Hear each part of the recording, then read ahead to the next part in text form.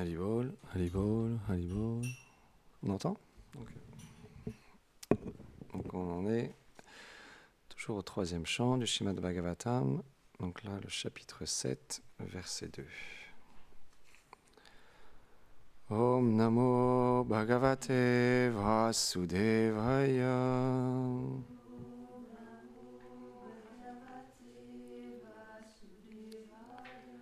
Om Namo Bhagavate Vasudevaya.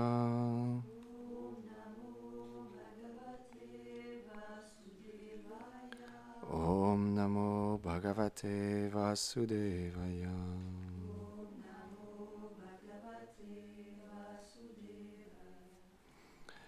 Vidura Uvacha Brahman Kantam Bhagavatach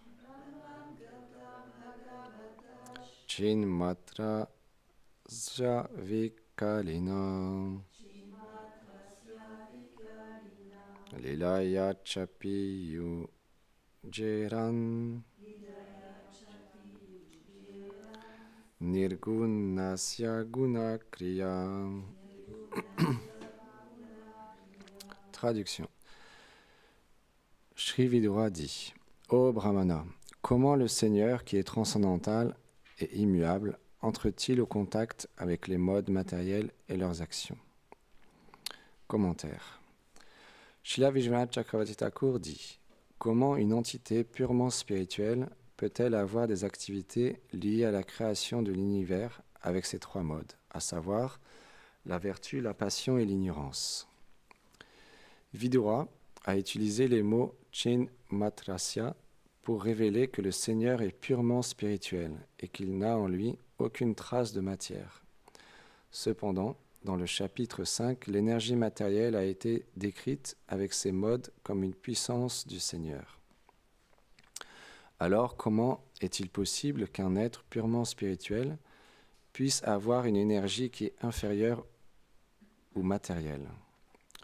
Et si ces influences viennent de lui, comment le Seigneur peut-il être considéré comme étant purement spirituel? Voici la première question.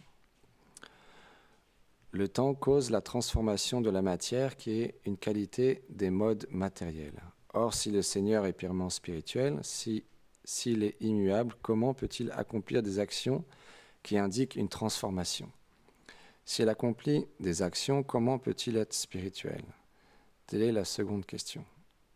Le Seigneur est nirguna. Au-delà des influences matérielles, il n'est pas possible qu'il y ait en lui la moindre trace de matière et qu'il agisse sur un plan matériel. C'est pourquoi il est dit qu'il est non-né et qu'il n'agit pas. Il a une multitude d'énergies qui agissent sous ses ordres qui peuvent se regrouper en trois catégories principales. L'énergie spirituelle ou son énergie interne, la Sut Shakti, est la source des deux autres. Elle est composée d'éternité de connaissances manifestes en une multitude d'entités spirituelles infinitésimales. De connaissances et de félicité, pardon. Je recommence. Elle est composée d'éternité, de connaissances et de félicité. Lorsqu'elle manifeste l'énergie matérielle ou la Jiva Shakti, elle se manifeste en une multitude d'entités spirituelles infinitésimales qui possèdent ces trois composants à un degré infime. Lorsqu'elle manifeste l'énergie matérielle ou inférieure, son énergie spirituelle devient réfléchie. Ces trois composants deviennent inversés. C'est la raison pour laquelle dans le monde matériel, qui est un produit de l'énergie matérielle, tout est temporaire, empli d'ignorance et de souffrance. Bien que l'énergie matérielle trouve sa source dans le Seigneur, elle reste toujours loin de lui et ne rentre jamais en son contact. C'est pourquoi, bien qu'il soit dit que le Seigneur crée, maintient et détruit les univers, il n'est pas impliqué directement dans ses actions. Ce sont ces diverses puissances qui prennent en charge l'univers matériel.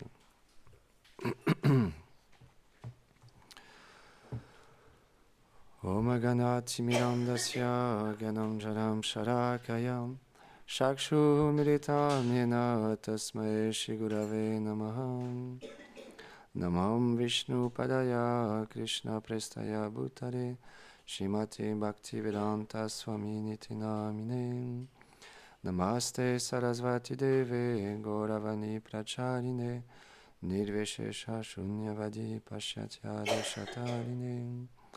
Jai Shri Krishna Chaitanya Prabhu Nityananda Shri Advaita Gadadhar Shivasadi Gaur Bhaktavrinda. Hare Krishna Krishna Krishna Hare Hare, Hare Rama Rama Rama Hare Hare. Vrindaye Tulasi Devyaye Priyaye Keshavasya Cha Krishna Bhakti Pratyadevi Satyavate Namo Namaha. Vanchakarpatarubhyacha Kripa Sindhubhyahe Cha Patitanam Pavanebhyo Vaishnavebhyo Namo Namaha. Avant de commencer à parler, j'implore les bénédictions de mon maître spirituel, Srila Prabhupada, toute une fédération spirituelle, ainsi qu'à toutes les dévotes et les dévots ici assemblés. Donc là, c'est très philosophique, mais c'est important de comprendre la nature de ce monde et la nature du Seigneur suprême, parce que c'est un point philosophique qui, naturellement, les gens qui découvrent le Vaishnavisme, la bhakti, la dévotion spontanée envers le Seigneur suprême, c'est une des premières choses qui viennent. Comment ça se fait que Krishna, il est bleu? Comment ça se fait que Krishna, il est un jeune garçon, qu'il a des divertissements? Et comment se fait-il en même temps qu'il vient dans ce monde? Comment c'est possible? Parce que le Seigneur suprême, comment il peut rentrer en contact avec ce monde matériel?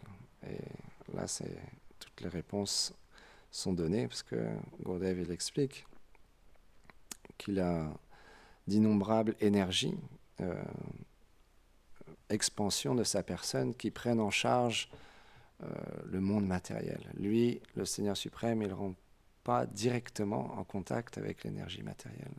C'est pourquoi quand les personnes qui n'ont pas encore assez de Sukriti ne peuvent pas accepter la forme personnelle du Seigneur suprême, c'est parce qu'ils ne comprennent pas ce point-là. Que le Seigneur suprême, il n'a pas le même corps que nous, où là on voit du sang, des veines, etc. Un corps grossier, matériel, extrêmement limité. Comme on le dit souvent, qu'on peut marcher dans une forêt, puis il fait sombre et on voit un morceau de bois et on va croire que c'est un serpent, on va courir, on va s'éloigner de cet endroit parce qu'on va avoir peur, alors que c'était juste un morceau de bois. Parce que nos sens sont extrêmement limités. On perçoit les choses avec nos sens, mais c'est très très limité. Alors on se pose la question, mais comment c'est possible que le Seigneur vienne dans ce monde? Parce qu'on analyse les choses à travers ce qu'on perçoit et à travers ce qu'on vit avec ce corps. Mais comme Gurudev il explique dans le commentaire, on doit comprendre qu'on n'est pas ce corps, que l'âme spirituelle, elle est faite de Satchit Ananda, d'éternité, de connaissance et de félicité. Alors la différence avec le Seigneur suprême, c'est qu'on a ces mêmes qualités que lui, mais d'une manière infime. C'est pourquoi on ne peut pas créer comme le Seigneur suprême. Bien sûr, on peut créer des choses. On peut, à travers notre intelligence que le Seigneur nous donne, on peut créer une table, un siège, un micro, un téléphone portable. On peut construire un bâtiment. Mais on ne peut pas créer la graine qui va faire germer un bambou. On ne peut pas créer une âme spirituelle. Et on ne peut pas créer ce monde. Ça, c'est le Seigneur suprême qui crée, à travers ses énergies. Donc c'est pourquoi notre fonction, elle est d'être au service du Seigneur suprême. Parce qu'on est une âme spirituelle, et la fonction naturelle de l'âme, c'est de servir. Mais on a ces mêmes qualités. On a aussi, l'âme, elle est éternelle. Krishna a dit dans la Bhagavad Gita que l'âme n'a jamais eu de commencement, elle n'aura jamais de fin. Bien qu'on n'en a pas conscience, parce qu'on ne se rappelle pas de nos vies précédentes, alors que le Seigneur, lui, oui, on a eu d'innombrables existences. Mais quelles étaient ces existences? C'est l'âme, parce que le corps, lui, il est temporaire. À un moment ou à un autre, on va devoir quitter ce corps. Mais l'âme, elle elle fait son chemin de corps en corps, de vie après vie. Et on réapprend à marcher, on réapprend à parler, à manger, etc. Et tout ça, c'est le corps. L'âme, elle est au-delà de tout ça. Elle est pleinement consciente de sa relation avec le Seigneur suprême. C'est juste qu'il y a des couches qui recouvrent l'âme, qui fait qu'on a oublié cette relation éternelle avec le Seigneur suprême. C'est pourquoi on doit comprendre que le Seigneur, il est à l'origine de toute chose, qu'il est au-delà aussi des gunas, qu'il n'est pas touché par la passion, la vertu et l'ignorance comme nous. Et tant et aussi longtemps qu'on n'est pas une âme réalisée, on est affecté et on est pris par ces énergies. La passion, l'ignorance et la vertu. Mais c'est ça la différence avec un pur Vaishnav, c'est expliqué, lui, il est au-delà. Il est plus touché par l'énergie matérielle. Parce qu'il est pleinement conscient de sa réalité. On peut voir les Vaishnavas, comment c'est possible qu'une personne de ce monde puisse se lever très tôt, chanter pendant 9 heures d'affilée, juste absorbé dans le chant. Comment c'est possible ? Parce qu'il y a une connexion. Il y a une profonde réalisation de qui nous sommes et quel est notre lien avec le Seigneur suprême. Ça, c'est les Vaishnavas. Les purs dévots, ils sont tellement exaltés qu'ils peuvent juste chanter pendant des heures et des heures et des heures, chanter le Mahamantra. Quand on est encore conditionné, chanter 1 heure, 2 heures, ça demande un effort considérable, une concentration incroyable. Pour nous, c'est un exploit, parce que c'est très difficile. Le mental est agité, les sens sont agités, on pense à plein de choses, et on planifie toute notre journée, et on a des émotions. Ah, telle personne m'a dit ça, j'ai cette émotion qui sort, et puis ça nous perturbe, le mental est très perturbé. Et donc ça devient très difficile de se concentrer et d'écouter, rien que d'écouter le chant du Mahamantra. Mais un pur dévot, lui, quand il chante, c'est comme une douche de nectar. Pour lui, le temps, il s'arrête. Il est complètement absorbé. Au contraire, il ne désire aucunement être dérangé par qui que ce soit. Il veut vraiment juste être absorbé dans le chant. Parce que c'est sa vie, c'est son âme, il voit directement le Seigneur suprême.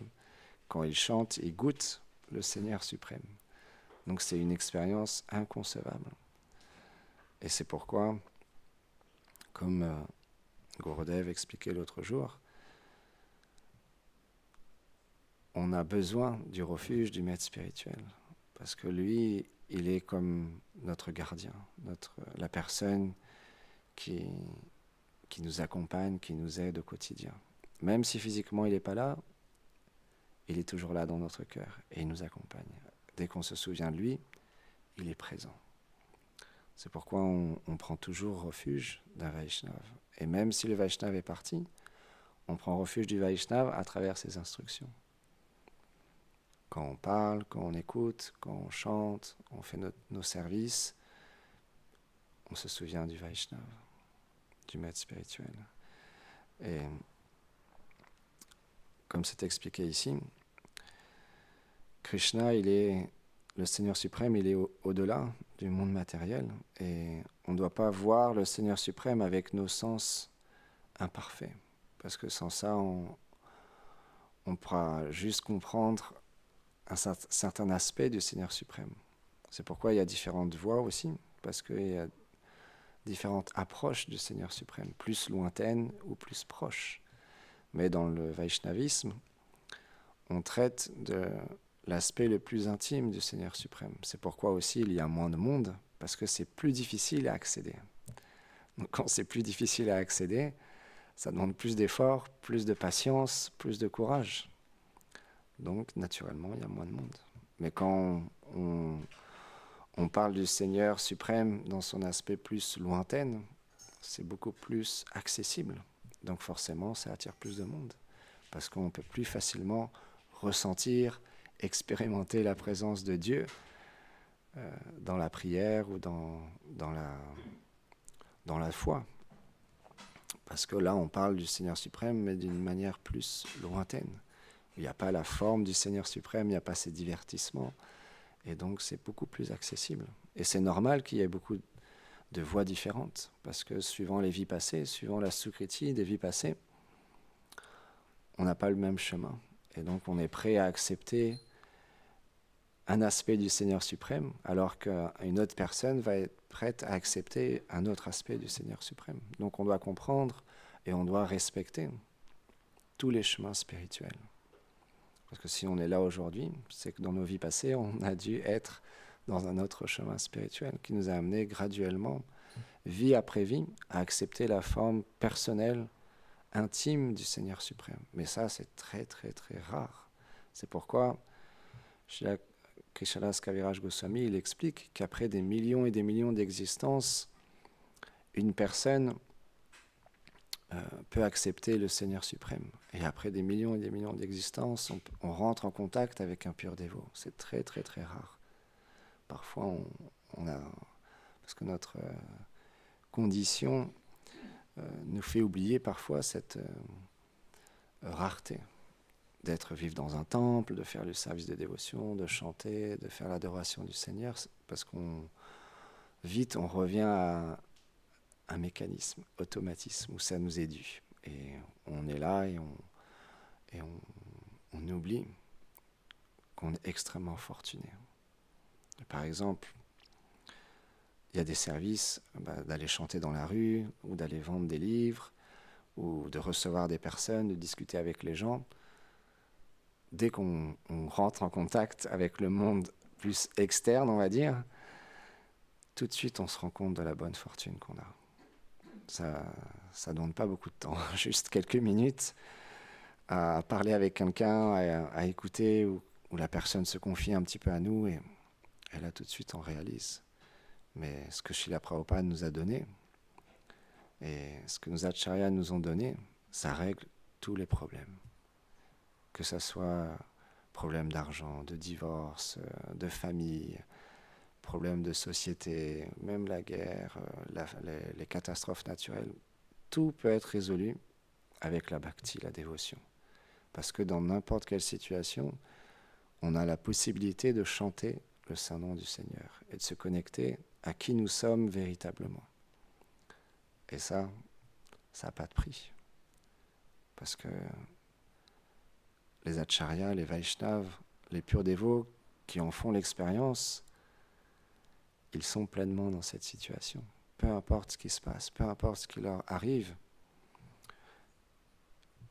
ils sont toujours sereins, toujours en paix, toujours souriants et connectés à leur réalité. Parce que ça ne pourra jamais bouger. Une fois quand un Vaishnava il a expérimenté l'éternité, pour lui vivre dans ce monde, c'est juste l'attente de retrouver sa véritable position.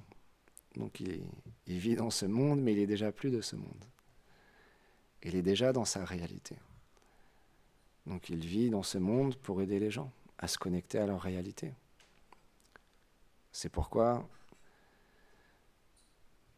Krishna, pour faire plaisir à son dévot, il fait progresser ses disciples, il fait en sorte que le Vaishnava il puisse voyager à travers le monde, aider les gens, parce qu'il ne lui reste plus que ça à faire dans ce monde. Il n'a plus rien à faire dans ce monde. Il est juste absorbé dans le chant du Mahamantra, il est juste absorbé dans les divertissements de Krishna. Donc juste ce qu'il fait, c'est écrire, partager les gloires du Seigneur suprême. Écrire pourquoi ? Parce que les livres, ils restent. Quand le Vaishnava va partir, les livres vont continuer à être distribués, vont continuer à être lus par des milliers de personnes. Que ça soit là de notre vivant, mais après quand nous on sera partis aussi, il y aura d'autres personnes, parce que ce monde il va continuer. Et il y aura d'autres personnes qui vont rentrer en contact. Okay. Parce que l'horloge ne marche plus très bien, donc je me demandais quelle heure il était aussi. Le monde va continuer. Donc il y aura d'autres personnes qui vont rentrer en contact avec ces livres. C'est pourquoi c'est le service le plus important de tous les Vaishnavas, c'est d'écrire des livres. Parce que ces livres-là, ils restent.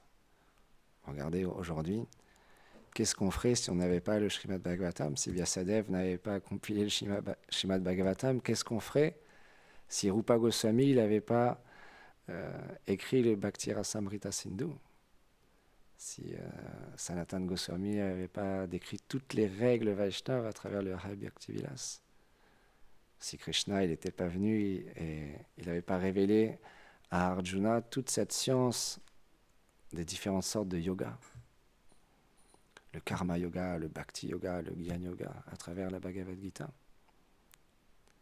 Et qu'est-ce qu'on ferait si Srila Prabhupada n'était pas venu en Occident nous partager cette connaissance? On n'aurait jamais eu accès. C'est pourquoi Prabhupada, il mettait tellement d'emphase sur les livres, de lire les livres et de les distribuer, les deux. Bien sûr, il faut les lire et les distribuer, parce qu'on doit aussi se nourrir soi-même. Sans ça, un jour ou l'autre, comme Gurdjieff le dit souvent, il y a beaucoup de personnes qui ont distribué tellement de livres, ils ont fait tellement de marathons intenses, mais au jour d'aujourd'hui, ils ont perdu leur foi, parce que leur connaissance n'était pas assez profonde. Ils n'avaient pas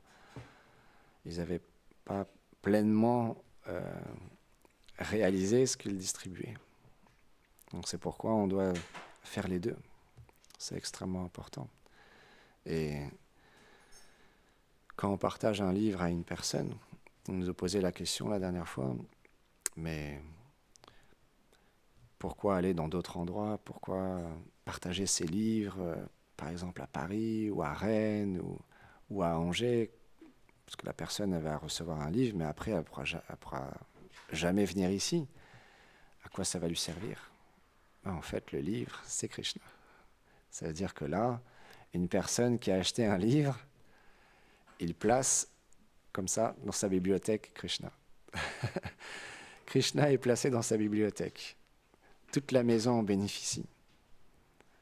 C'est incroyable quand même. Et la personne, elle touche le livre,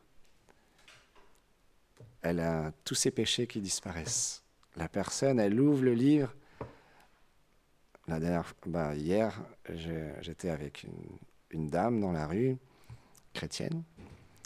Puis elle me posait des questions, puis elle me dit, mais je vais ouvrir le livre. Elle ouvre le livre, et puis elle commence à lire des termes, et elle ne comprenait pas tout. Puis elle me disait, ça veut dire quoi? Ça veut dire quoi? Mais juste quand elle lisait le livre, ça amène un bénéfice spirituel, parce que c'est les Vaishnavas qui ont écrit ces mots, et à travers ces mots, il y a un bénéfice. Donc c'est quelque chose d'incroyable. Et elle respectait, elle parlait le livre. Alors elle n'a pas pris le livre à la fin, elle ne l'a pas acheté, parce qu'elle avait un doute. C'était son doute le plus fort, c'était est-ce que ça ne va pas m'éloigner de ma foi envers Jésus? Et je lui ai expliqué que non, parce que ça parle de Dieu, ça parle du service de dévotion. Vous pouvez très bien rester avec Jésus et bénéficier aussi de ce livre pour approfondir votre foi avec Jésus. Ce n'est pas incompatible. Mais elle n'a pas pris, c'est son choix. Mais voilà, on peut comprendre la puissance de tout ce qu'on fait ici. Quand on accueille quelqu'un ici dans le temple, imaginez-vous, des fois on ne se rend pas compte, on est là, on fait du service, on court à droite, à gauche, et là on voit arriver quelqu'un, et puis il débarque au temple, et nous on est pressés, on a plein de services, mais lui, il vient peut-être de Montpellier, ou de Marseille, ou de Lille, ou de je ne sais pas quel endroit. Il a fait tout un chemin, il a fait l'effort de venir au temple, parce que c'est un effort. On rentre, on ouvre la porte, on rentre dans le monde transcendantal. Donc là, on découvre quelque chose de nouveau. On voit des couleurs, maintenant on voit des tableaux tout de suite quand on arrive, des pâtres de Krishna et Balaram. Bientôt, il y aura Nanda Maharaj, Mary Yashoda, les gopis. Donc tout de suite, on rentre en contact avec le monde transcendantal. Les gens, ils n'ont pas l'habitude. Quand on a été en Inde, ou quand on vit ici, on oublie, mais c'est quelque chose de... C'est un dépaysement total. Juste d'ouvrir la porte, de rentrer dans ce lieu, c'est un dépaysement total, parce qu'on rentre dans la maison de Nanda Maharaj. Donc c'est un choc culturel intense. Donc on doit accompagner les personnes, on doit les recevoir, on doit les... Comme on lit dans la règle, on doit recevoir un invité du Seigneur comme si c'était le Seigneur personnellement qui rentrait dans le temple. Imaginez-vous l'accueil qu'on doit avoir avec les invités. On doit y mettre tout notre cœur, que la personne elle puisse garder le meilleur souvenir. Peu importe après si la personne revient ou pas, son expérience, elle a été incroyable. Parce qu'on l'a accueilli avec amour, avec respect, compassion, bienveillance, et on lui fait visiter le temple, on lui parle un petit peu. Comme Srila Prabhupada le mentionnait souvent, on donne du prashad. Pourquoi on donne du prashad? Parce que c'est les restes du Seigneur suprême. Donc c'est encore une fois, on place plein de bombes transcendantales autour de la personne pour qu'elle puisse bénéficier au maximum de cette transcendance qu'on a accès tous les jours. Et après, la personne, elle fera son choix de désirer en savoir un peu plus ou pas, revenir ou pas, peu importe. Mais nous, on a donné notre maximum. On a donné notre maximum pour que la personne, elle ait un bon souvenir. Donc ça, c'est un service important. Parce que tout est lié. Imaginez-vous si une personne, elle reçoit un livre dans la rue, la personne, elle est à Rouen, Bhavani Gopi, elle approche une personne, elle lui vend un livre. Et elle lui dit en même temps, on a un temple. On a un temple, tous les dimanches, on fait un programme spirituel, les chants de mantra. La personne, elle vient de Rive Droite. Alors, pour ceux qui ne connaissent pas, c'est deux mondes différents. Il y a Rive Droite et il y a Rive Gauche. Pour les Normands qui écoutent la classe, Rive Droite, c'est l'autre bout du monde. Quand on habite à Rive Droite, on ne vient jamais à Rive Gauche. C'est pas possible, c'est trop loin. Et là, la personne, elle reçoit le livre, elle parle avec Bhavani Gopi, l'invitation de venir découvrir un temple en Normandie. La personne, elle travaille toute la semaine. C'est intense. Quand on travaille, physiquement, c'est intense. Pour le mental, c'est intense. Le corps a besoin de repos. Le mental aussi a besoin de se reposer un petit peu de toute cette intensité parce que c'est vraiment intense. On fait le trajet en voiture ou en train. Pour beaucoup de Rouennais, ils vont à Paris en train tous les jours. Quand je prenais le train à l'époque pour aller en Sankirtan, distribuer des livres, il y a beaucoup de gens, tous les jours, ils font l'aller-retour. Ils s'arrêtent de Rouen ou de Vernon ou Gaillon, différents lieux. Et là, ils ont planifié le dimanche de venir découvrir Radha-Kripa. Donc la semaine, il a travaillé, la personne, il est fatigué, mais il fait l'effort. Il a reçu un livre et il s'est dit pourquoi pas découvrir ce temple. J'ai jamais vu de temple, ça m'intrigue. J'ai envie de savoir ce qu'ils font. Et là, il arrive et il rentre dans le lieu et il découvre cet endroit, mais il est dépaysé. Où est la salle de temple? Parce que c'est indiqué, mais bon, faut le voir. Il y a des panneaux, mais c'est pas facile à voir. Où est la salle de temple? Est-ce que je peux y aller tout de suite ou pas? Est-ce que je peux m'asseoir? Est-ce que je peux prendre une chaise? Les personnes, ils sont complètement dépaysés. Donc on doit accompagner. Parce que c'est extrêmement important. Nous, on ne se rend pas compte parce qu'on vit ici. Mais l'effort qu'a fait la personne de venir un dimanche, c'est un effort considérable.